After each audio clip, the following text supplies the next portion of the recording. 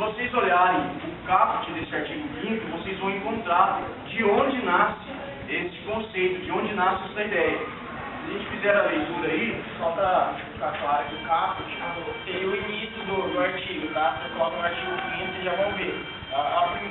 Logo depois do número 5, o que vinha escrito é o caput, tá?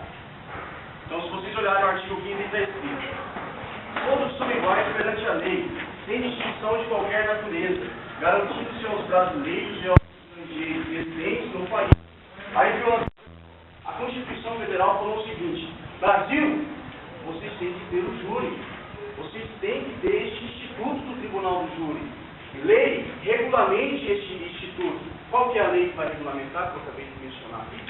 O processo penal. O processo penal regulamenta, né, essa organização do júri. Então, isso é a Constituição. É reconhecida a instituição do júri com a organização que lidera a lei. Então, a Lei Processual Penal organizou os atos a serem praticados na sessão do júri.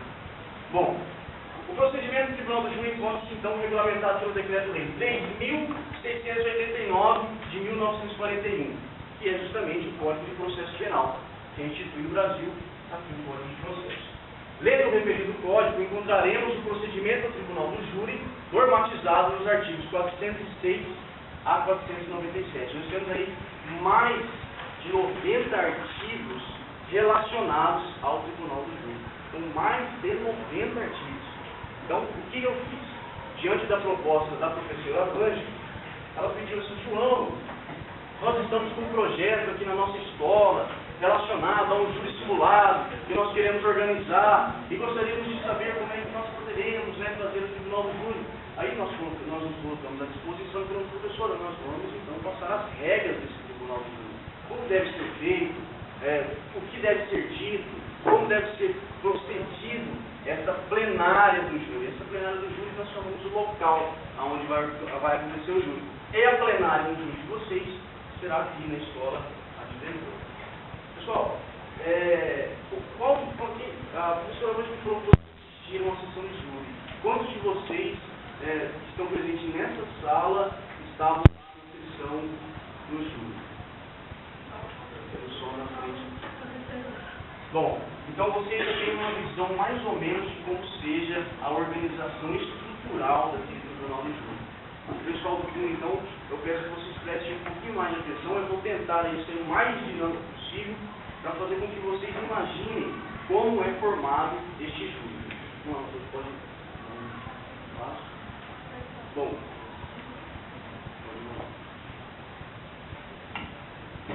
Então aí, o artigo que a gente acabou de ler, o inciso, e os princípios do Tribunal do Júri.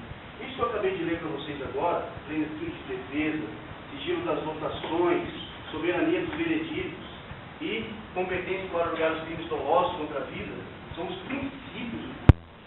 Mas vamos perguntar: pô, João, mas o que são princípios? Bom, princípios é muito simples. O princípio é um valor, é uma norma que não está positivada em artigos que é necessário que nós observemos na execução. Deve ser absolvido.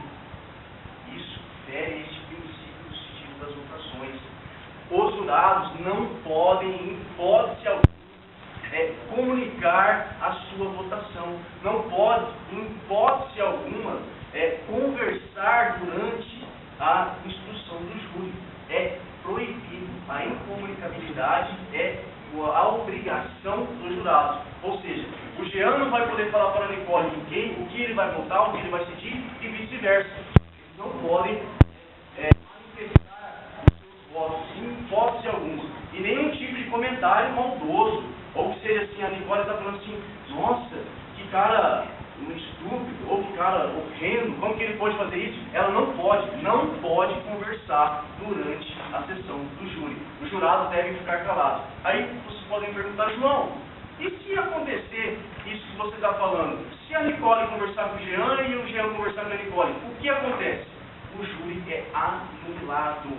Anula-se o júri e marca uma nova data para o julgamento daquele réu que está ali presente. Ou seja, o que isso vai acarretar na prática? Vai enrolar o processo, vai enrolar o procedimento. E para mim, para mim, eu que sou advogado, isso é muito interessante. Por quê? Porque eu vou poder depois dizer o seguinte: juiz, você não pode mais condenar esse crime. Ele prescreveu, passou o tempo do julgamento dele. Ó, quantos anos? 10 anos para você julgar ele? Poxa, não dá. Então isso é ruim. O promotor, né, não pode, não quer que isso aconteça. O promotor é o que mais vai defender essa posição, que vocês não conversem. E se conversar, vocês serão também submetidos a uma sanção. Vocês podem correr em crime contra a administração pública, o jurado que conversa durante a sessão do júri. Então, soberania dos vereditos. Jean, Nicole, como é seu nome? Thaís, Mariana, Juliana, 4, Gustavo, Vitorino, Mariana. Acabei de formar um conselho de sentença. 7 pessoas. 7 pessoas. Por que 7? Porque é um número ímpar. O júri nunca vai poder dar par. Óbvio, se tem 7, então, ou seja, nunca teremos um empate.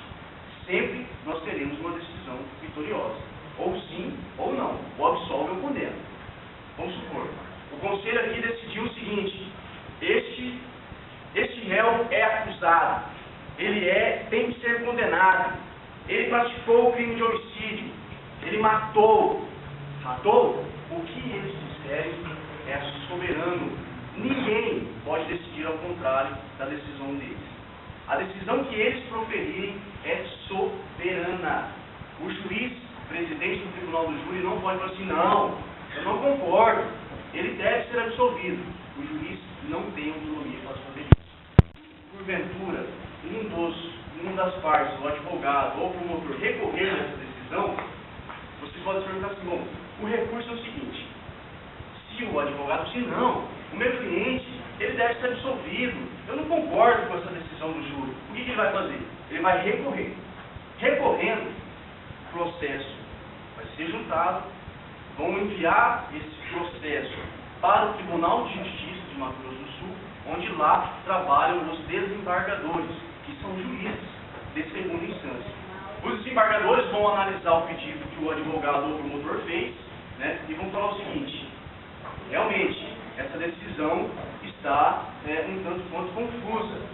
Juiz, presidente, marque um novo júri. Ou seja, os desembargadores também não poderão reformar aquela decisão. Vai ter que ser formado um novo júri, com um novo conselho de sentença para uma nova decisão. Soberania dos vereditos. Os votos são invioláveis. Competência para julgar os crimes dolosos contra a vida. Bom, se vocês, depois dessa aula de hoje aqui, eu acredito que vocês já terão, né, um conhecimento maior sobre o Tribunal do Júri. Mas hoje, vocês acreditam que qual crime é julgado pelo Tribunal do Júri? Alguém tem coragem de se manifestar aí? Dizer alguma coisa para mim? Você acha que um roubo vai a júri? Não. Você acha que um furto vai a júri? Não. Você acha que o estupro vai a júri? Latrocínio? Crimes polêmicos vão a júri? Bom, interessante.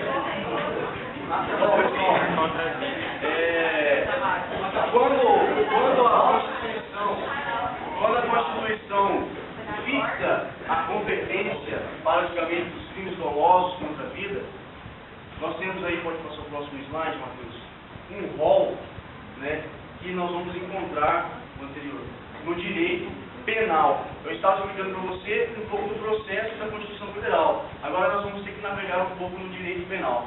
Ó, o Tribunal do Júri tem competência para julgar os crimes dolosos contra a vida e eventuais crimes conexos. Eu não vou entrar muito no mérito dos crimes conexos, porque é um tanto quanto confuso. Como eu já tenho uma noção de como será o juízo simulado de vocês, eu vou me ater um pouco aos crimes dolosos contra a vida. Esses crimes estão tipificados no Decreto-Lei 2848, de 1940, que é o Código Penal Brasileiro. Eu tenho aqui o meu Código Penal, isso aqui, para um acadêmico de direito e um profissional de direito é indispensável, você tem que manusear esse código.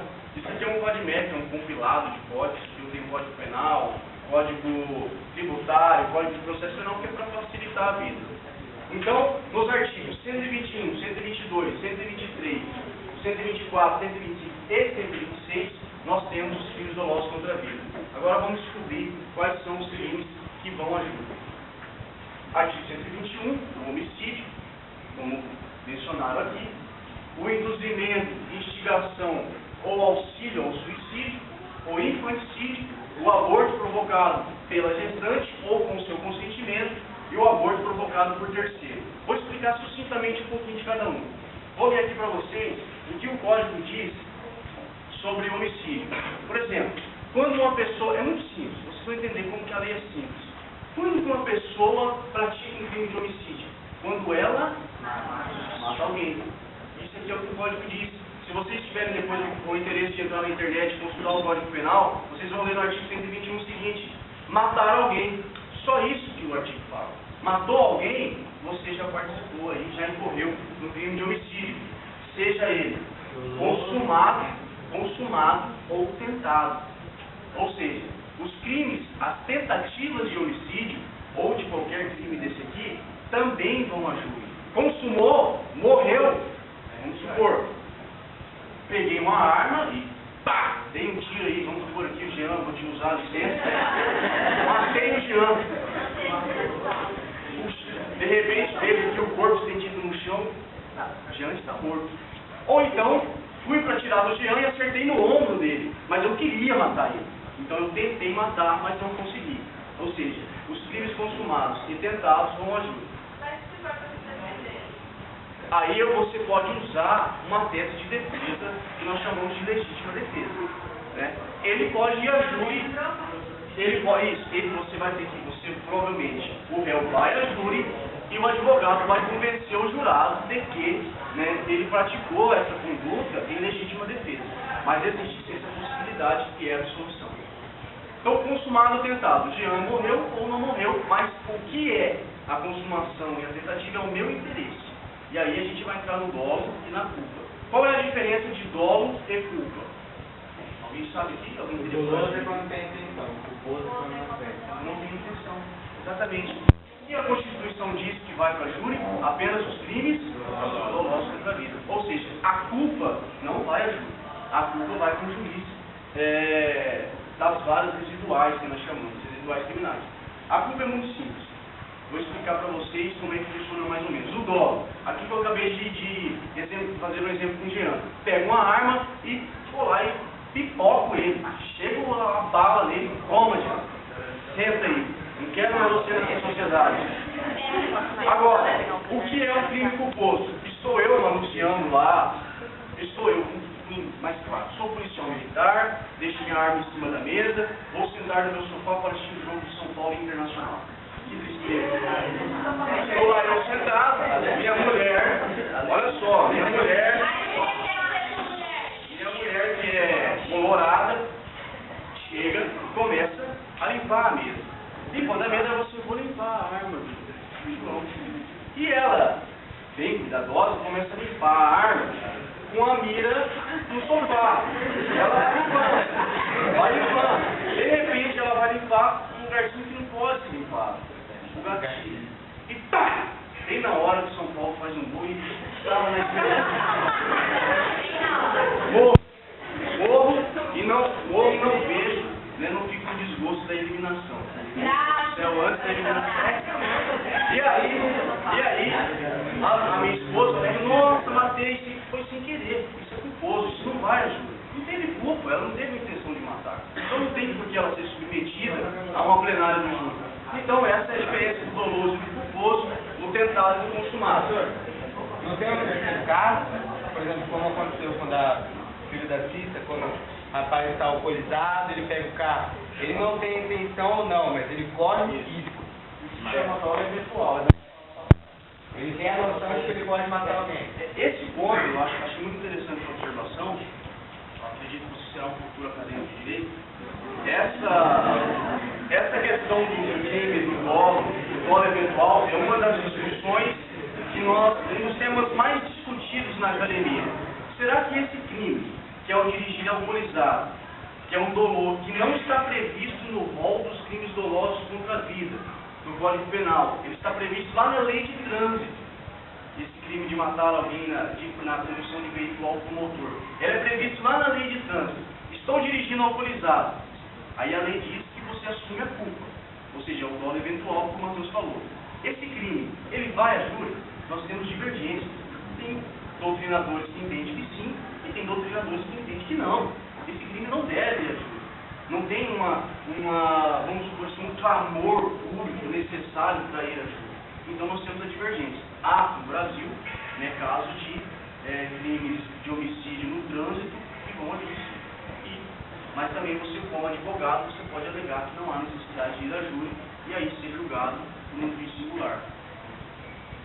Induzimento e instigação ao auxílio em suicídio. O que é isso? Outro exemplo. Vamos supor aqui eu estou aqui na minha faculdade, tem muitos acadêmicos de direito, é um curso muito grande, tem exame da ordem, estou ficando louco, não tenho emprego, meu Deus do céu, chego aqui para a Nicole e falo, Nicole, eu não estou aguentando mais isso. A Nicole fala assim, se mata.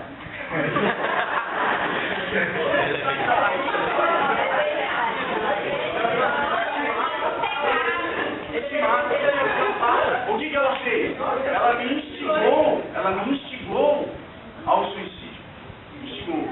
Induzir é quando eu falo assim, Nicole, eu estou mal, não aguento mais, vou reprovar na faculdade, estou pensando em morrer. Ela fala isso, faça isso. E o auxílio? O que é o auxílio? Eu chego e falo, Nicole, eu quero me matar, não estou aguentando mais na universidade, muito chato, me dá uma arma, me dá uma corda, me empurra. Isso é auxílio. É muito simples. O infanticídio, pessoal, o infanticídio muitas vezes a gente também tem algum tipo de confusão.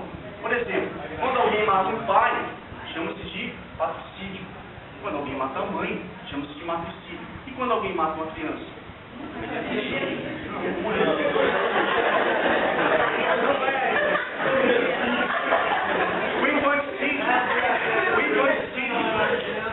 infanticídio é o seguinte, diz o artigo 123, matar sobre a influência do estado adulteral o próprio filho, durante o parto ou logo após. Se você fizer uma interpretação deste texto legal, você vai perceber que só tem uma pessoa no Brasil, né, com várias pessoas, que é um sexo, eu quero dizer, que pode cometer um crime de infanticídio. Eu acabei de dar dicas. Quem pode cometer? Mulher. Só mulher. Só mulher comete infanticídio. Porque a mulher, no estado purpural, que é um estado ali de uma questão psicológica, né, de rejeição ao crime, ela fica conturbada, vai lá e mata o filho. Ou na hora que nasce, né? Ou depois, ali na maternidade, ela sai à noite, pega uma faca e mata o filho.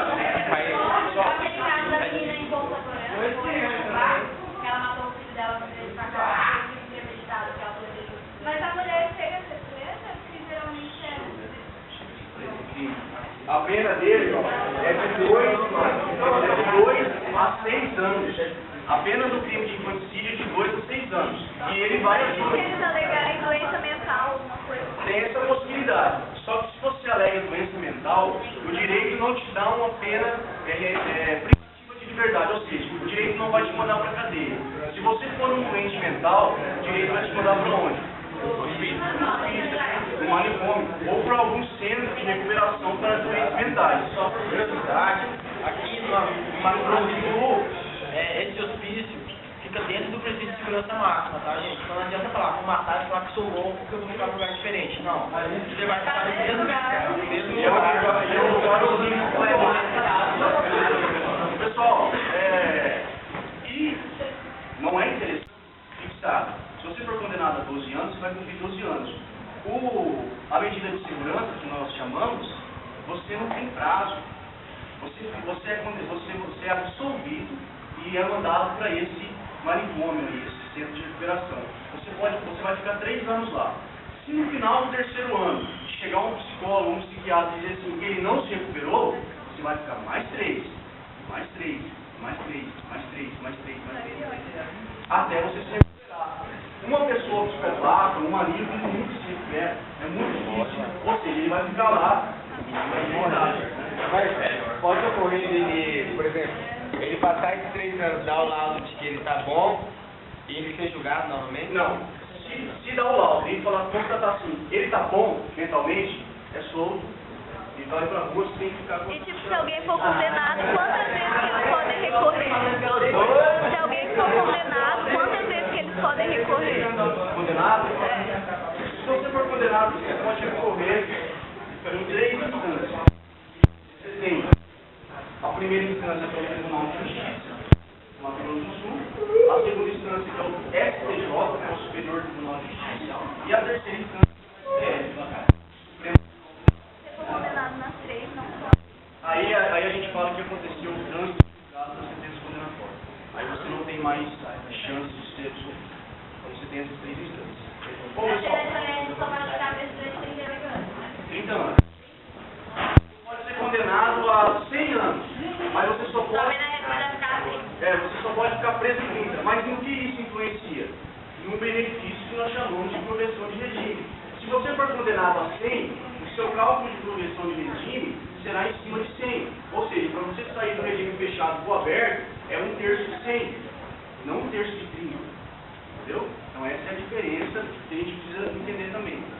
O aborto, pessoal, foi provocado pela gestante. Aqui o próprio texto é explicativo, ou seja, a mulher vai lá, toma um comprimido, né, e aborta. Ela vai ser condenada pelo tribunal do júri. Com consentimento é quando ela vai numa clínica e pede para que seja retirado o feto. Ela vai ser condenada pelo 124. E o médico que fez o aborto vai ser condenado pelo 125 ou 126. Vai depender da conduta dele, que é o aborto provocado por terceiro. Qual a diferença entre os dois artigos? 125 e Ó, 126. o 125 diz o seguinte: provocar aborto sem o consentimento da gestante.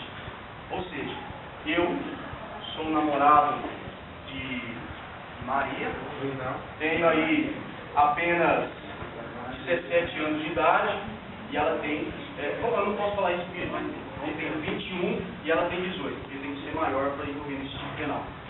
Tenho 21, ela tem 18, só que, estou no meio da minha faculdade, eu quero um filho agora, o que eu faço? Só que ela quer. Não, João é um futuro advogado, eu preciso ficar com ele, por que preciso ir para prender ele? Na minha alma, né? Aí você pega e fala assim, não posso. Aí o que eu faço? Eu chego à noite, pego lá algum pó, uma substância que provoque o aborto, e falo assim, Maria, vamos comemorar. Olha, minha cara de pau. Chega e fala assim, vamos brindar. E dou um copo para ela com esse remédio. Ela provoca o aborto sem o consentimento dela. Isso é o 125. Eu vou ser condenado no 125. Ela não vai ser condenada. O 126. Provocar aborto com o consentimento da gestante. É o caso daquela famosa clínica que teve aqui. Que a mulher acabou se matando, né? Se suicidou. Ela incorreria nesse tipo penal de 126, porque as pessoas que procuravam ela queriam abortar, ou seja, consentimento e sem consentimento. Essa é a diferença de 125 para 126. Então, pessoal, só um pouquinho para vocês entenderem. O júri pode ser, se por exemplo, o estuprador chega, pratica a relação sexual e depois, e para poder se assegurar de que nada vai acontecer, mata o pai da vítima que estava ali presente.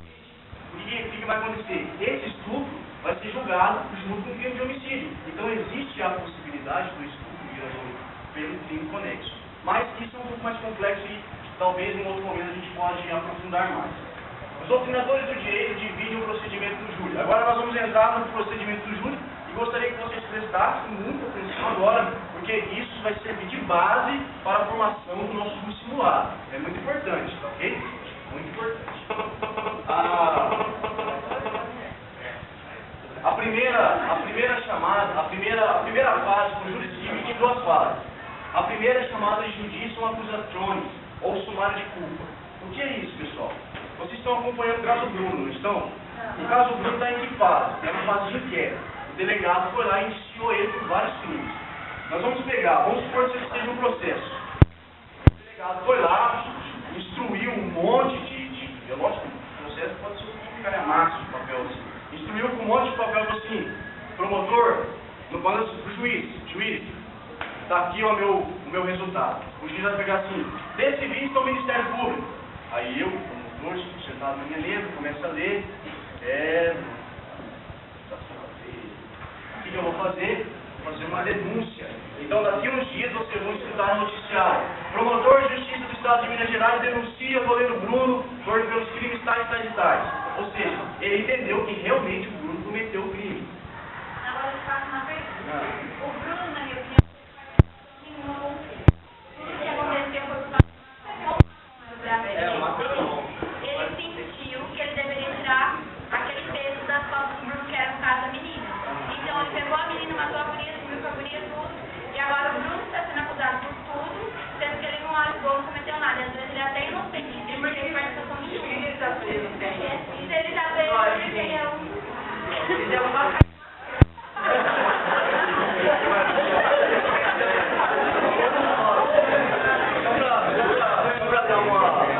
Realmente o direito é muito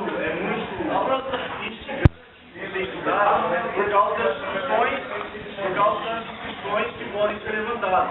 Esse é o seu ponto de vista. Mas eu acredito que dentro da sala que não. Ele pode ter sido mandante. Ele pode ter sido mandante, ele pode ter sido o autor, ou às vezes não. Ou seja, é muito objetivo. Por isso que nós temos um tribunal do júri para julgar ele.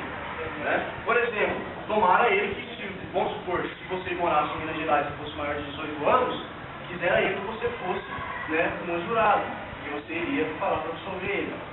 Ou seja, então é muito complicado a gente entrar no mérito, porque assim, nós não temos acesso aos autos. Tudo que a gente vê é pela mídia.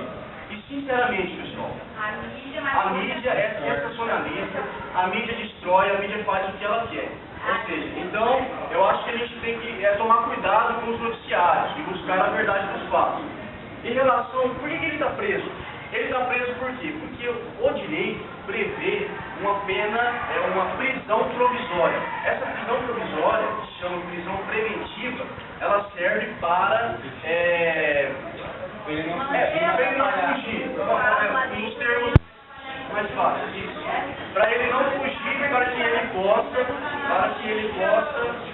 para que o processo possa correr contra ele. Porque se ele fugir, não vai ter sentido depois que você sai. Então ele fica preso até o julgamento, entendeu? É igual aconteceu com os Nargões.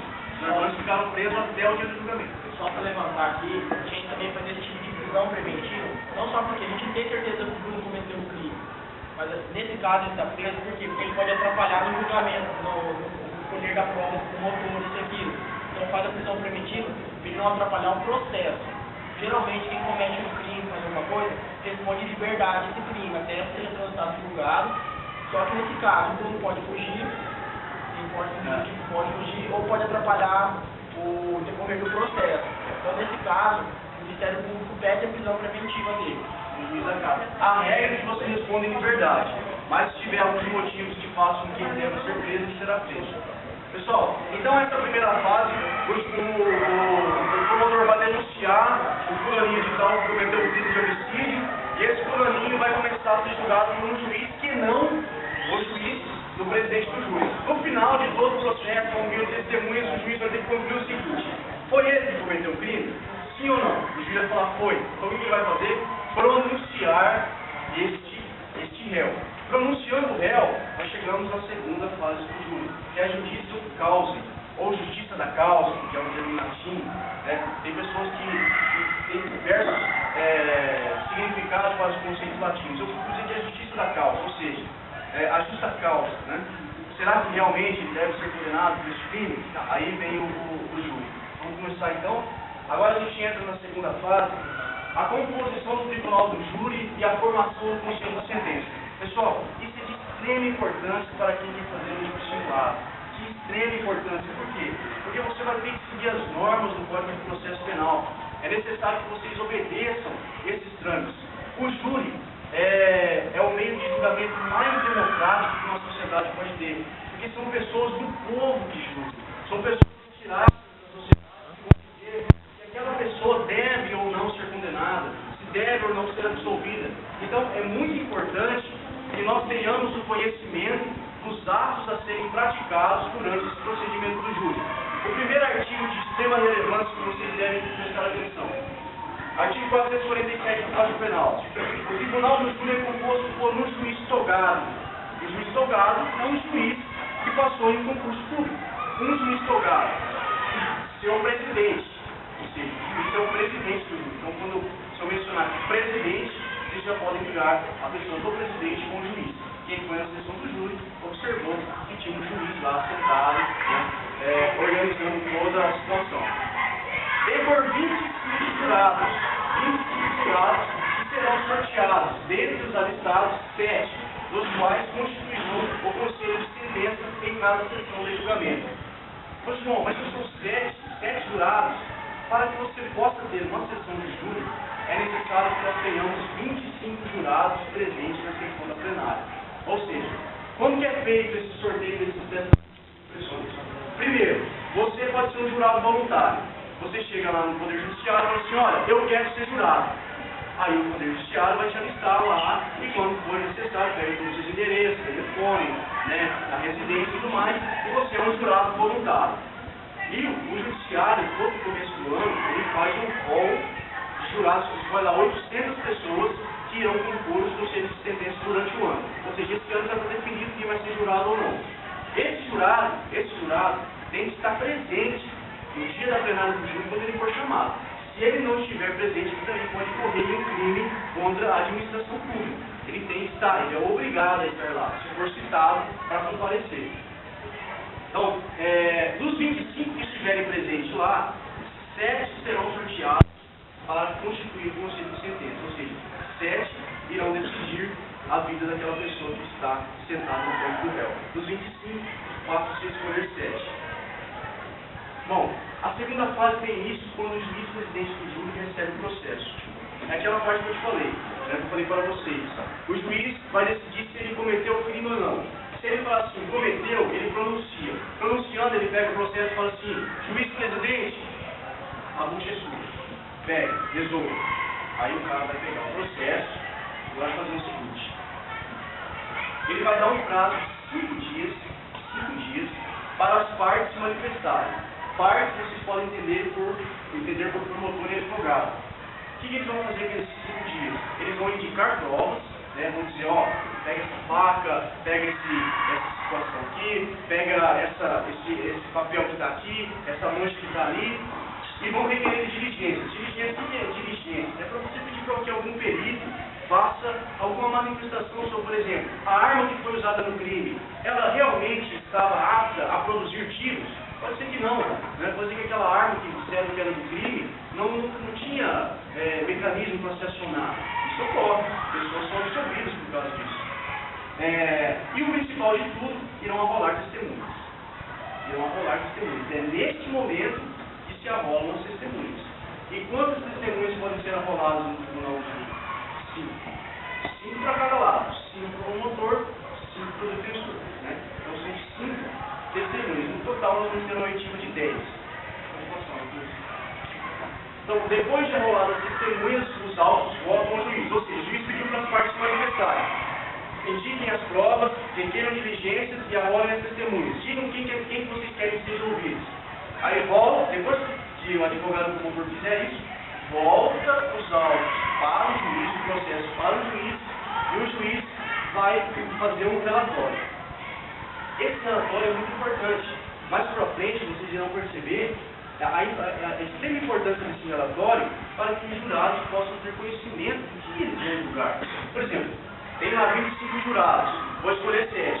Os caras não tiveram, nem pegaram o processo, eles sabem que é um homicídio, um infanticídio, um aborto, qualquer um dos crimes, mas não sabem como aconteceu. Então como que eu vou julgar uma coisa que eu nem sei como que aconteceu?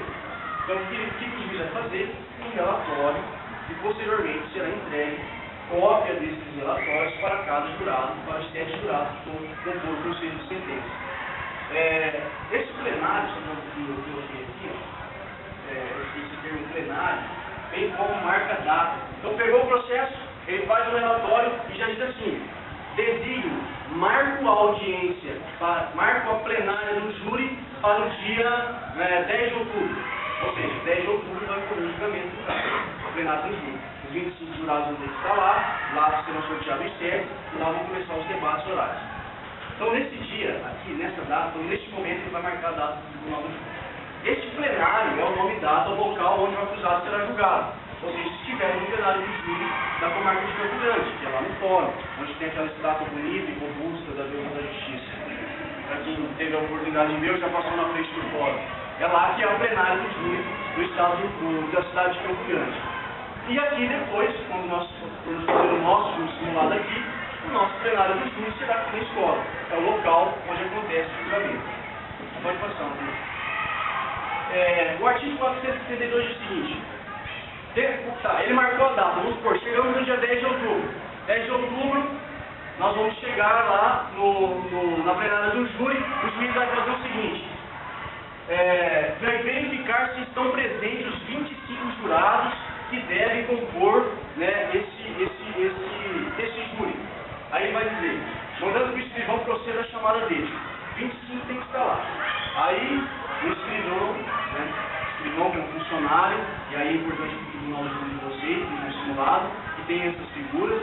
Eu já falei promotor, já falei advogado, já falei jurado, já falei presidente do tribunal do júri, e agora estou mencionando uma nova pessoa, um escrivão.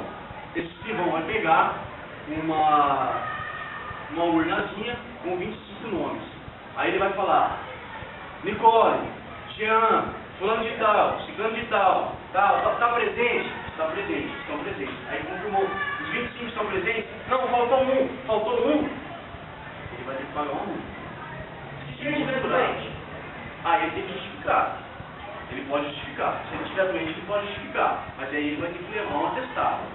Se ele não chegar a pagar essa multa ou não? Oi? Ele vai pagar essa multa ou não? Paga a multa. Não, se justificar, não. Se ele não justificar, ele não paga a multa. Agora, se ele deixar de justificar, ele vai pagar. Só que ganha um salário mínimo. Que multa.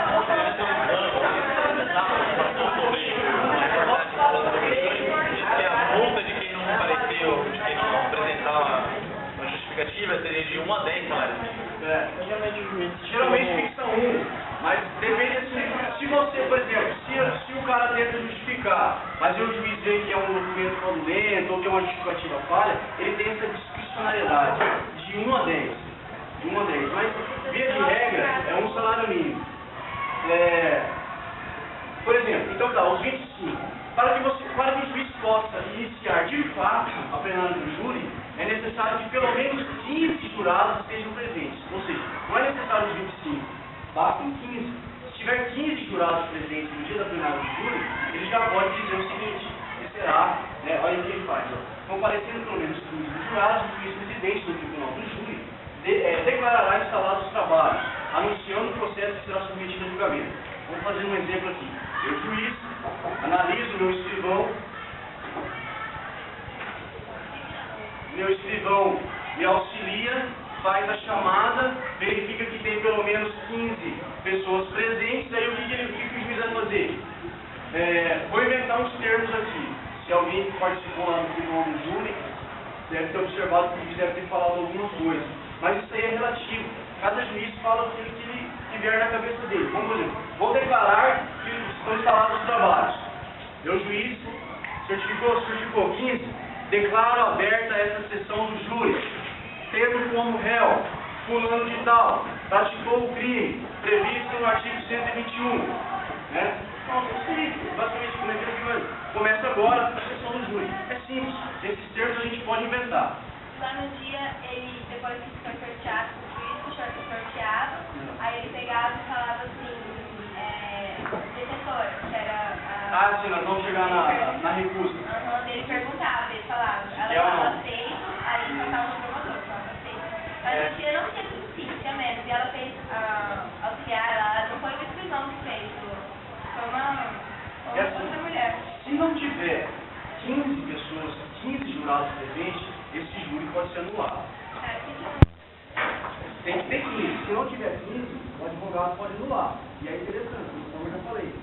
Se for possível ser anulado, o advogado com certeza vai pedir. Porque é mais claro, mais tempo para correr a discussão. Então, se tiver, o advogado é o grande fiscal desse júri. Tem que ter pelo menos 15. Ela fez muita nada.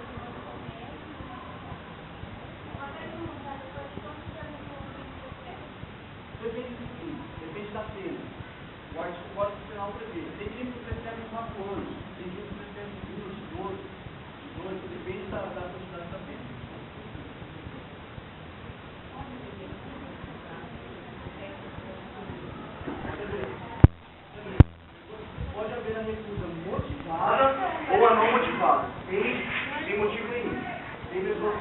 jurados podem ser incompatíveis. Por exemplo, se dentro desses 25 jurados estiver presente lá, vamos supor, a esposa do advogado, ela não pode, ela é impedida. Ou seja, é uma recusa motivada. Mas daqui mais à frente a gente vai chegar no artigo que fala a respeito. Então vocês entenderam a composição do júri, algumas pessoas estão já falando. Juiz, promotor, advogado, escrivão e os jurados. 5 pessoas até agora. Tem também um oficial de justiça, que auxilia na pauta. Ele chama, ele sai lá fora e fala assim, vai dar limite, vamos começar a sessão de júri, vamos entrar, ele faz todo aquele procedimento ali operacional. Então, ó, o juiz verificando que as celas contendo os nomes dos jurados estão presentes em vão-se na urna, sorteará 7 dentre eles para a formação do conselho de sentença. Olha aqui o que apareceu e o que é muito importante para o nosso discipulado, uma urna. Alguns cientes, tem uma caixa de sapato aí para fazer a urna. Por quê? É necessário que essa urna, porque é feito um sorteio, entendeu? Então não são qualquer jurado que vai participar dos 25. É feito um sorteio, é retirado os 25 anos, ou seja, você pode ou não ser jurado naquela causa. Vai depender da sua sorte, ou do seu azar. Tem pessoas que odeiam ser jurado.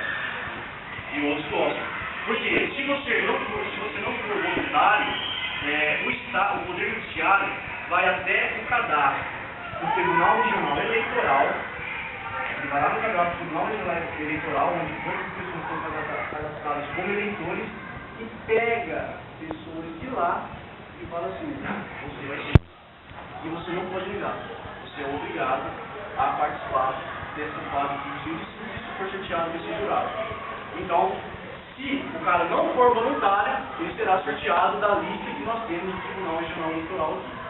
Ele que já tem título de eleitor, pode a qualquer momento receber uma intimação dizendo que está sendo a ser jurado no Tribunal. Então é necessário que nós tenhamos essa urna, e depois aí quem for organizar o júri já vai providenciando esses detalhes. Nós temos que ter essa urna com os 25 ou 15, ou 16, ou 18 nomes dentro dessa urna.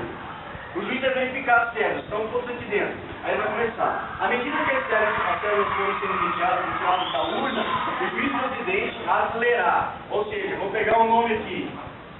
Nicole, Jean, vou falar o nome. E a defesa, e olha, presta atenção na regra, está no Código do Processo Penal. E a defesa, depois dela, o Ministério Público, ou seja, o promotor, poderão recusar os jurados sorteados até 3 cada parte, sem motivar a recusa. Ou seja, tem que ser nesta ordem. É o advogado que recusa primeiro e depois o promotor. Entendeu? 3 para cada um.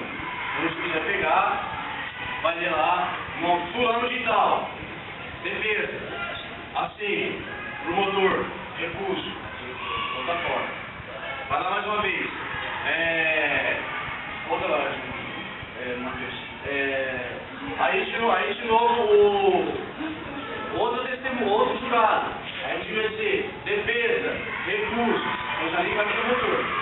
Aí cada um pode fazer 3 recursos. Aí ou seja, por que você tem que ter 15? Né? Porque se você recusar 3 não dá 6. Você tem que ter um número elevado de jurados. Porque depois de recusar 3, não pode recusar mais. Então cada um pode recusar 3 vezes. Vou fazer um sorteio. Recuso, aceito, recuso, aceito, recuso. Então vai acontecer aí. Sem motivo nenhum. Eu não preciso dizer por que eu estou recusando. Agora, essas recusas imotivadas são limitadas a 3. As recusas motivadas, pode ser várias. Pode ser que o Zé da padaria, que vende pão, que o promotor esteja lá. Pode ser que um amigo íntimo do advogado esteja lá, entre os jurados. E havendo esse tipo de compatibilidade, impedimento, e o promotor, o advogado observando, isso será motivo de recusa motivada. Agora é claro, pessoal, aqui em Grupo Grande é praticamente impossível você saber quem que é amigo de quem. Agora, se a gente for na comarca, por exemplo, de terrenos, é muito fácil. É muito pequeno, todo mundo se conhece. Então é complicado. Então por isso que essa plenária do júri, né, tem essa recusa motivada e motivada. Pode postar, Matheus. Então aí vocês já, isso é importante para o simulado de vocês tenham essa noção. Só uma conta aqui rapidinho. A recusa motivada não tem limite, tá? Pode ser tanto 1 como 15 jurados. Na verdade, não. Então você pode falar, conheço os 10 sentados ali. Não tem um quórum, tem uns 15 mil para começar, cancela o júri, marca uma nova audiência e coloca novos jurados. A recusa motivada não tem limite. Somente a recusa sem motivação é 3 para cada lado. Após então o sorteio dos jurados, deverá o vice-presidente seguir o seguinte comando legal. Olha só, pessoal, importante, hein? Formado o conselho de excelência, ou seja, chegamos a um denominador comum, chegamos aos 10. Formado o conselho de excelência, o presidente levantando-se, ou seja, sou o presidente, levantei, quem estava lá deve ter percebido isso. Levantando-se e com ele todos os presentes, ou seja, todo mundo que está assistindo à audiência, levanta para aos jurados a seguinte exortação. Ou seja, é obrigado, o jurado é obrigado a prestar atenção nisso e depois responder essa prova. O juiz disse, em nome da lei, constituo-vos a examinar esta causa com imparcialidade e a proferir a vossa decisão de acordo com a vossa consciência e aos ditames da justiça. Os jurados, nominalmente chamados pelo presidente, responderão, assim eu prometo. Ou seja, após a leitura desta frase pelo juiz, que está no código, com a imposição das mãos, né? O cara vai dizer, né? Assim eu prometo. Só que aí, antes de fazer o juramento aqui, é lido o nome da pessoa. Nicole, assim eu prometo. Diana, assim eu prometo. Todo mundo tem que responder. Todo mundo tem que responder. Mas aí se o cara não responder, e aí se o cara não responder? É sacanagem. Ele vai responder sacanagem, mas aí ele vai ser retirado, porque ele vai ser parcial. Ele não vai estar previsto juramento. É necessário que tenha esse juramento. Em seguida, os jurados recebem aquele relatório que eu falei, que o juiz vai fazer depois do processo. Então, em seguida, os jurados recebem o relatório do processo, observando ali o que vai ser julgado, o que eles deverão julgar. Vamos passar para a próxima. Testemunha de vítima. Bom, depois que faz esse juramento, o juiz vai dar início, né, à instrução plenária. O que é a instrução plenária, pessoal? É muito simples de entender. É toda aquela parte operacional do júri. Quando a gente vai ouvir as testemunhas, quando a gente vai ouvir o ofendido, assim, o ofendido, a vítima, mas a vítima não morreu, mas tem a possibilidade de crimes tentados, que a vítima não morre. Tá vendo? Pô, vai baixar o espírito do cara aqui pra gente ouvir, vamos trazer a alma dele para ser ouvida? Não. Tem crimes tentados que vão a júri. Como foi o caso do crime que a gente assistiu, a mulher estava presente, foi um crime tentado, ele tentou esfaquear ela, no caso lá ele pegou e alegou que tinha esquecido de tudo. Bacana. Por que a gente vai atrás?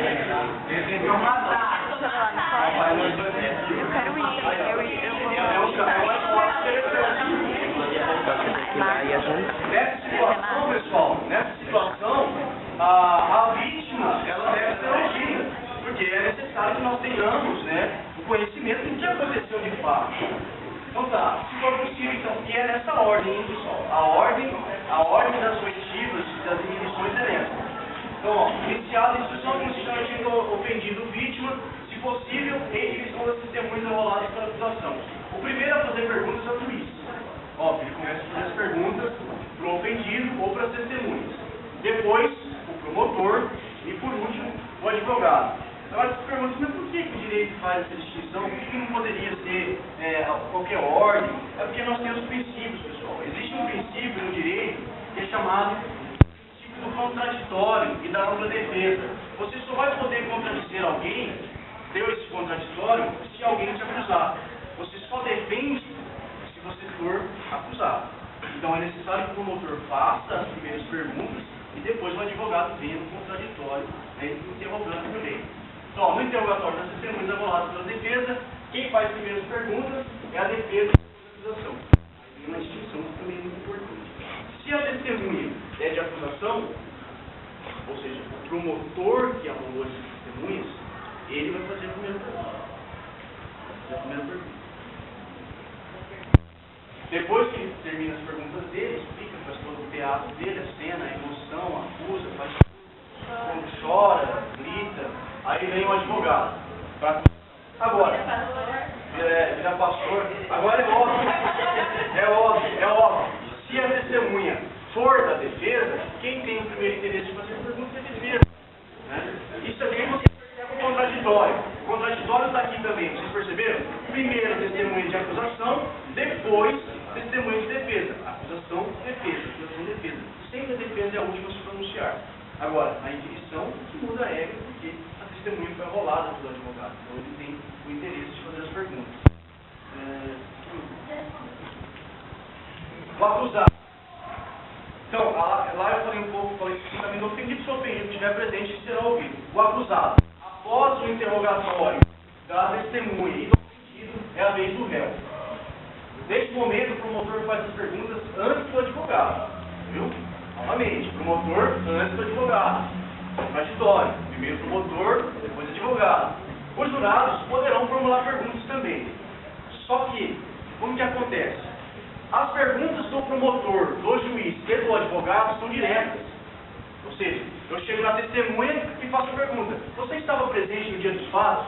Eu, advogado, sou a testemunha. Os jurados podem fazer perguntas. Às vezes vão falar assim: Excelência, gostaria de perguntar para o acusado se ele realmente teve a intenção de matar fulaninha.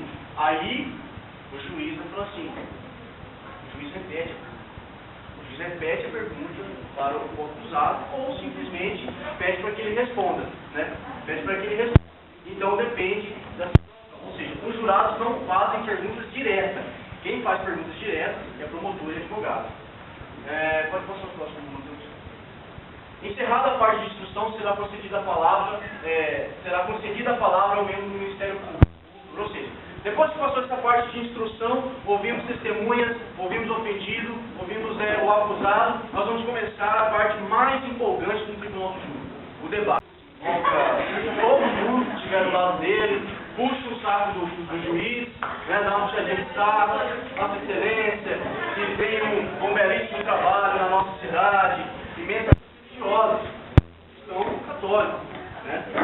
E vocês podem ter lá um budista, enfim, ele pode, o direito não proíbe, ele pode falar tudo. Por quê? O júri é essencialmente emocional. Não se trata de razão no tribunal do júri. Não adianta eu chegar lá e começar a explicar um monte de fundamentos do artigo 121. As pessoas não têm conhecimento do direito, né? Ou seja, elas começam, o promotor e o advogado têm que tocar na emoção. Então, por isso é importante, quando vocês forem fazer o júri simulado de vocês, que vocês busquem argumentos emotivos. Então, é necessário isso que nós chamamos de considerações iniciais, que é a apresentação do promotor, vem representando a sociedade, que tem o interesse de ver o fulano de tal punido, tendo em vista que este crime prejudica as crianças, e pode falar o que você quiser. Lógico, sem ofender as pessoas. Né? Mas você tem interesse para você sem o réu está lá? Vou falar.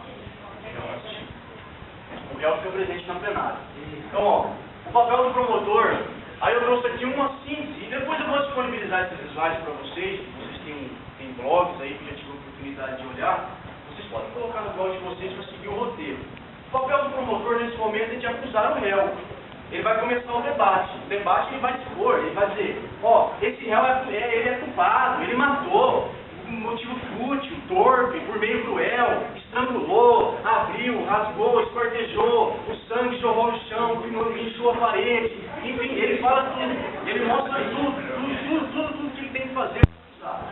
Aí captura